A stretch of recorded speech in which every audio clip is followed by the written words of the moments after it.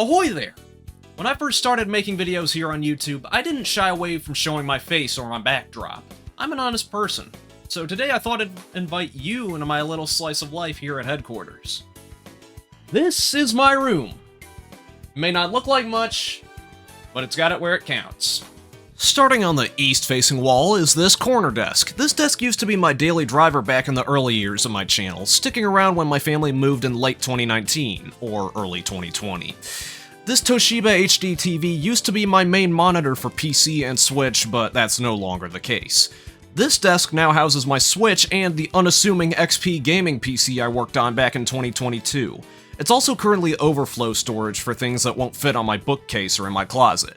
And no, those are not real guns, they're props. This box contains a PlayStation 3 that went yellow light of death on me and sits disassembled. When I'm using my setup at this desk, I sit in this Big Joe beanbag chair I got for Christmas a couple of years ago. In this corner configuration, there's room for the chair to fit in. Onto the north wall. I wanted this wall painted blue when we moved in here so I could use it as a makeshift blue screen. However, I never really experimented with this feature since the lighting in my room isn't optimized for effective chroma keying. Next to my corner desk is the HP Pavilion XP computer I restored, but I honestly haven't touched it since storage space is at a premium in my room.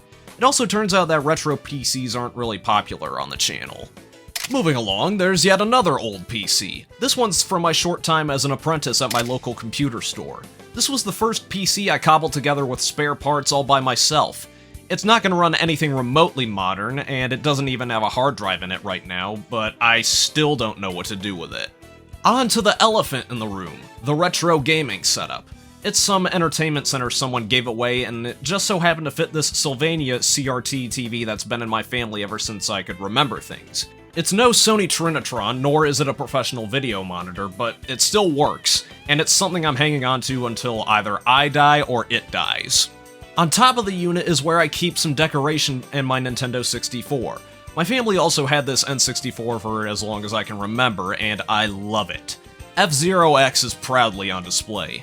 Down below is where I keep my 6th generation consoles minus the GameCube. On the right is a PS2 Slim that I got as a replacement for my old fat PS2, and on the left is an OG Xbox that I also had to replace.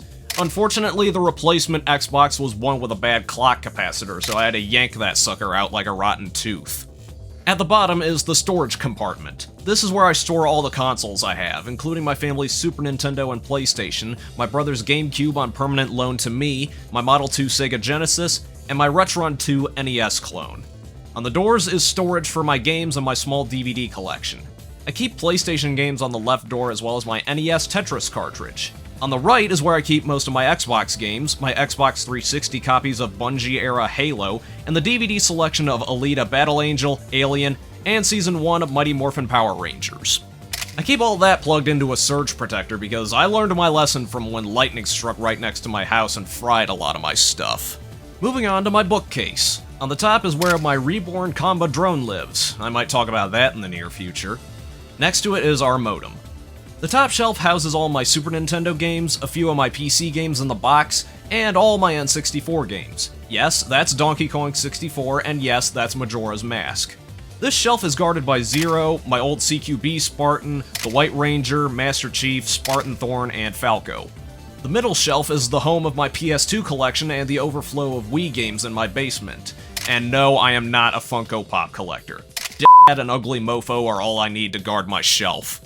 The bottom shelf is magazines and books, mostly old gaming and auto magazines, some as old as 1998.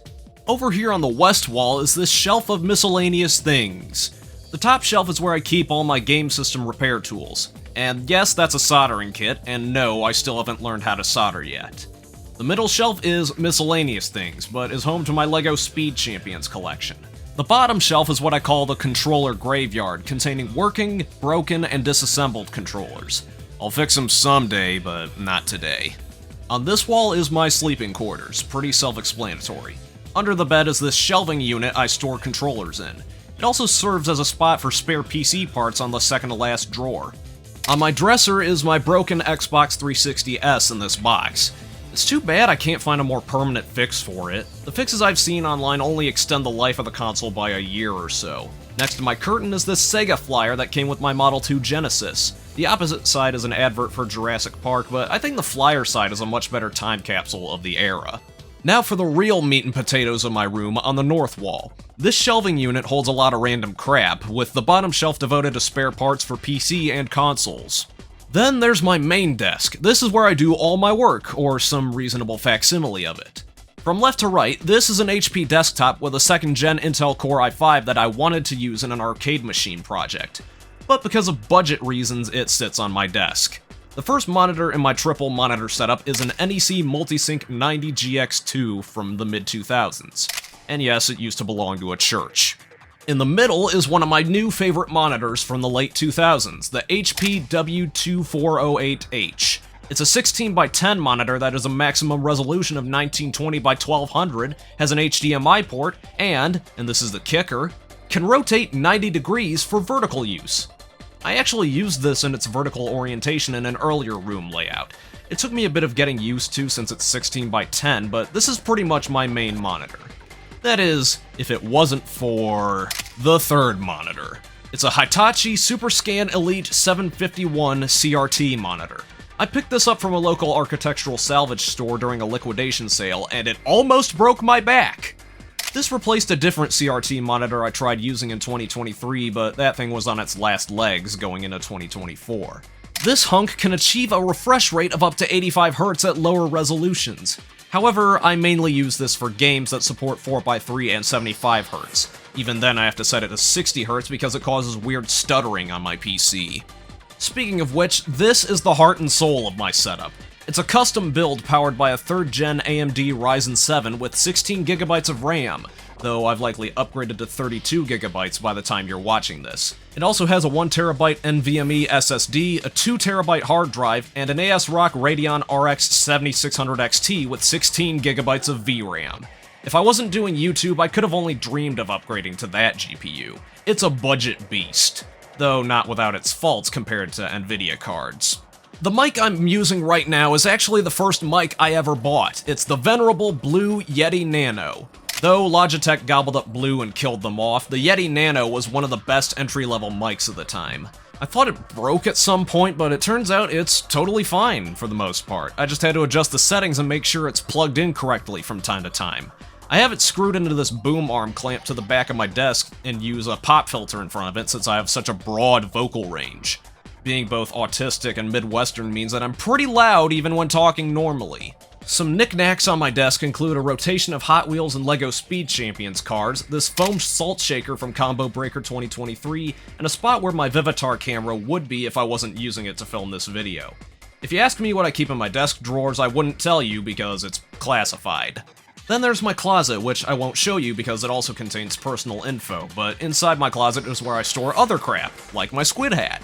That about does it for the room itself, but what about all those games I touched on? My PC game collection started in either 2023 or 2024 because my local resale store had a whole treasure trove of 2000s PC games.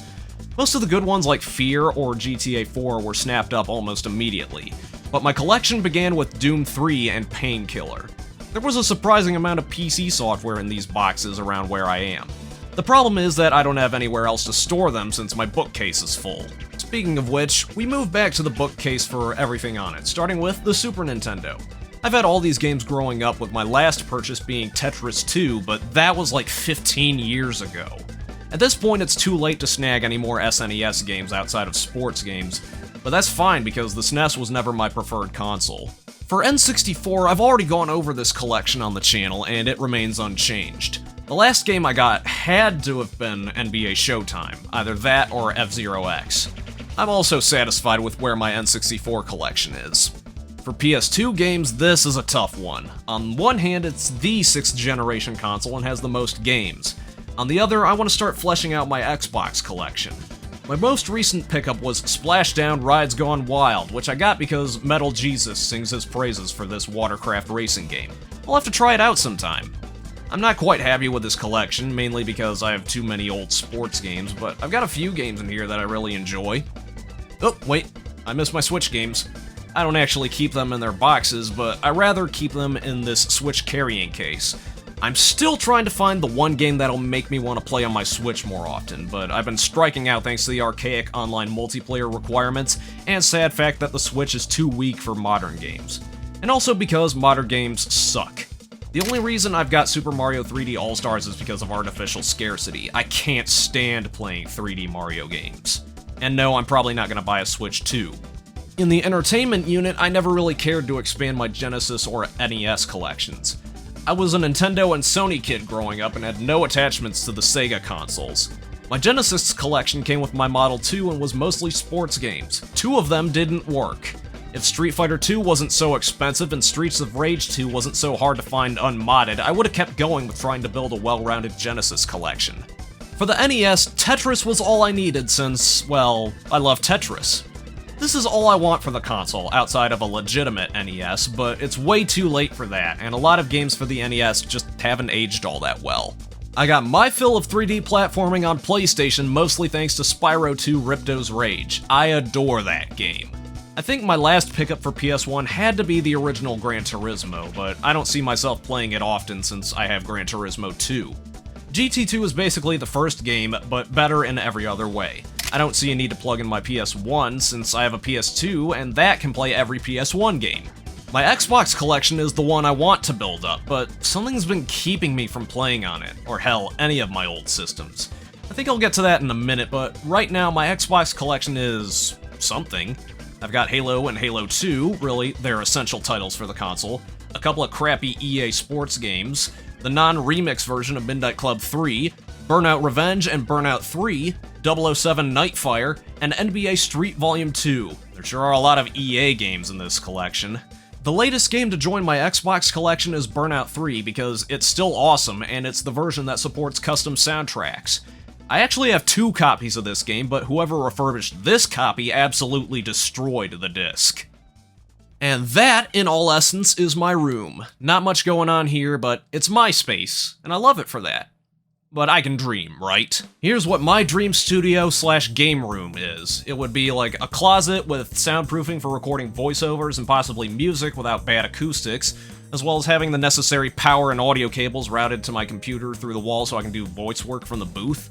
I would want like a wall lined with shelves, ideally IKEA shelves, holding all my games and gaming memorabilia.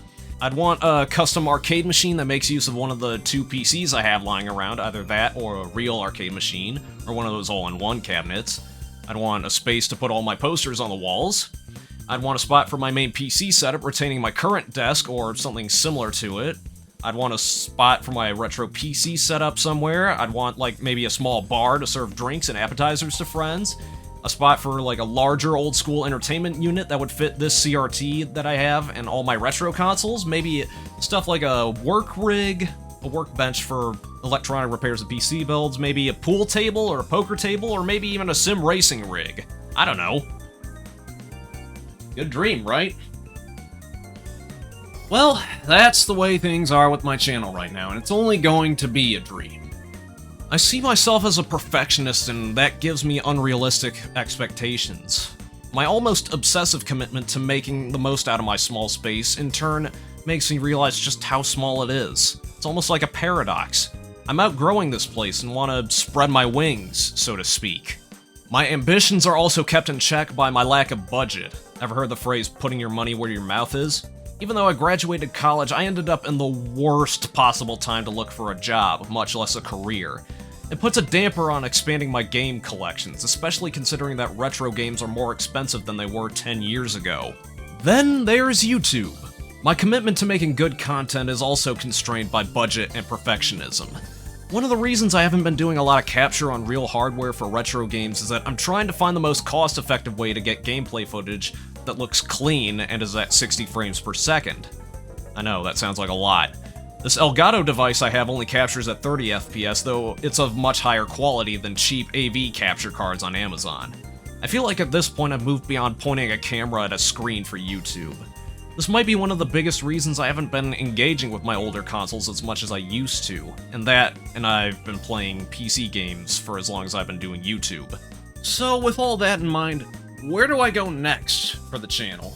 I think it's time for me to step up my content output. I I've been doing video uploads like once a month, but I think I need to increase my frequency of my uploads so there's no feeling of drought. However, at the same time, I'm not equipped to make content for every week or even every day.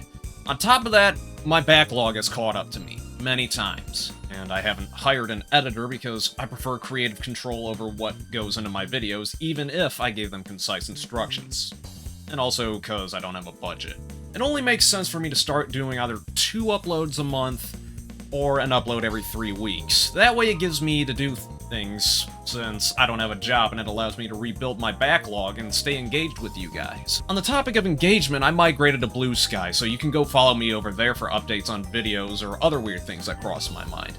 Yes, that is a shameless plug. I wish I was in a better state with my life right now, but I'm really thankful for all the positive changes in my life up to this point. I graduated college. I didn't put on a lot of weight. I became a YouTube partner. For everything and everyone that supported me up to now, I just wanted to say thank you. Thank you for helping me find who I am. Thank you for encouraging me. And most importantly, thank you for watching.